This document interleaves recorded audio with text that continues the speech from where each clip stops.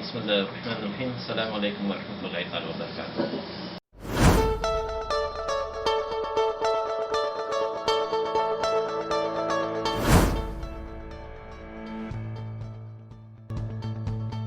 Okay, so all of the programs of the central government, because the health programs of the Ministry of Health are the same programs that is being implemented nationwide.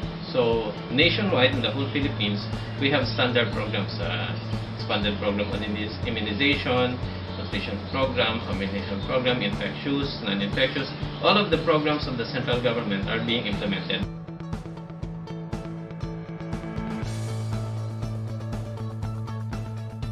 So before, with the DOHR, Department of Health, ARMM, we have so many problems. So with the BOL, with the Senate of the BOL, and now with the Ministry of Health, we were able to have significant improvements. Like for instance, before, many of our programs have no funding. So we have no funding for nutrition. So imagine a nutrition program without the funding. We do not have funding with many programs. A non-communicable disease, no funding. So many of the programs have poor implementation, and as a result, we have high rates of malnourished children. Okay, so many of the programs, health programs in the then ARMM have no program. So in short, unfunded programs are a problem before. So now, Alhamdulillah, we were able to fund all of the programs of the Ministry of Health. So we have now we have funding for nutrition, we have funding for immunization, we have funding for all of the programs. So Alhamdulillah. And before, we only have 70 plantilla positions. So imagine a department or a ministry, a regional ministry as that, functioning with only 70 people. So the personnel before are very few, and it is not sufficient for a Ministry of Health to function with that only few people. So Alhamdulillah, with the BOL, we have the opportunity to hire additional. So now we are targeting 140, at least 100 plus personnel for the ministry, and now we have sufficient personnel or human resources for health. In addition to that, we are now better capacitated to respond to disasters, calamities. For example, with the advent of COVID-19, we are better equipped. Now, we were able to build structures, infrastructures. For instance, we built a 100-bed COVID facility in Sultan Kudarat, that is in Cotabato Sanitarium. And we are on the process of building additional facilities, 100-bed facilities, in the 4 provinces remaining, Lanao del Sur, Basilan, Sulu, Tawi-Tawi. So, Alhamdulillah, we were better equipped now, and at the same time, we were able to upgrade our laboratories.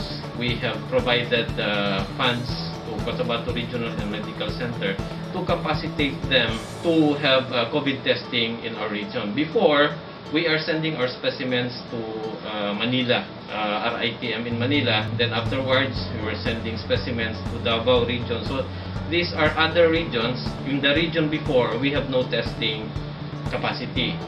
The Bangsamoro government was able to provide funding support to Cotabato Regional and Medical Center. And now we are testing for COVID in the region. And we are in the process actually of building or capacitating another hospital in Lanao del Sur, which is the Amay Pakpak Medical Center. And inshallah, soon they will be able to test for COVID-19. And we are planning also to replicate these initiatives in the other provinces as well.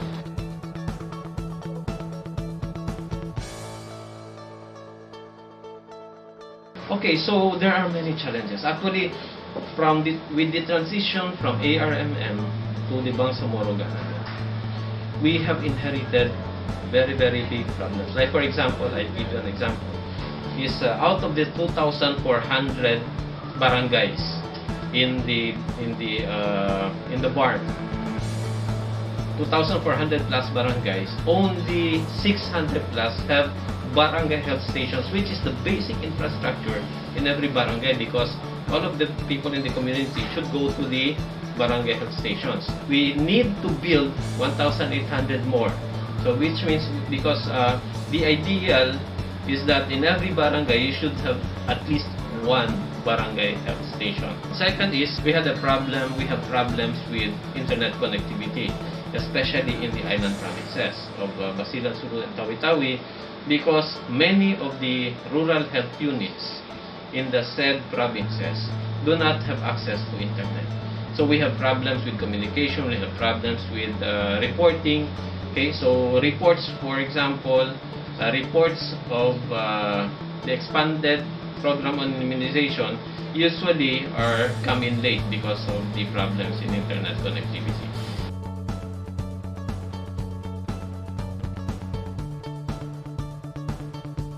So in the coming years, we expect to have to find solutions to these problems piece by piece. So we do not expect to combat this all at once because of the magnitude of the problem that we have inherited. But inshallah, we expect, the expectation is that we will be able to find solutions to this, because we have the opportunities that we have is that we have dedicated personnel. We have, most of all, we have a supportive government that really caters to the problems being faced by the healthcare system.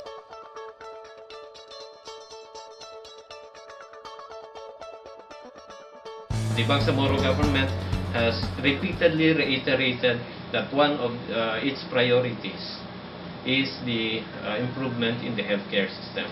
So that is one opportunity. Other opportunities come in the form of our partner, our development partners. We have INGOs working in the Bangsamoro government, international as well as national government, non-governmental organizations. They are supporting us. So Alhamdulillah, we also have support from the Turkish government, and we hope that this support will continue in order for us to have improvement in the healthcare system. So we really need these collaborations, and we really need these opportunities to.